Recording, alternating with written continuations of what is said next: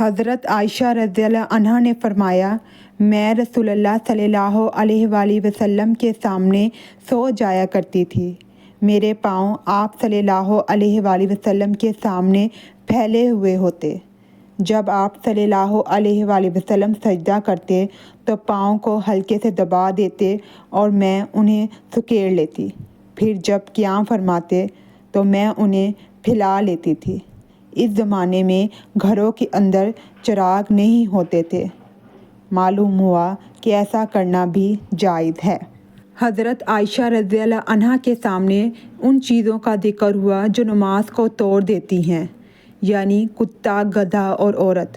اس پر حضرت عائشہ رضی اللہ عنہا نے فرمایا کہ تم لوگوں نے ہمیں گدھوں اور کتوں کے برابر کر دیا، حالانکہ خود نبی کریم صلی اللہ علیہ وآلہ وسلم اس طرح نماز پڑھتے تھے کہ میں چارپائی پر آپ صلی اللہ علیہ وآلہ وسلم کے اور قبلے کے بیچ میں لیٹی رہتی تھی۔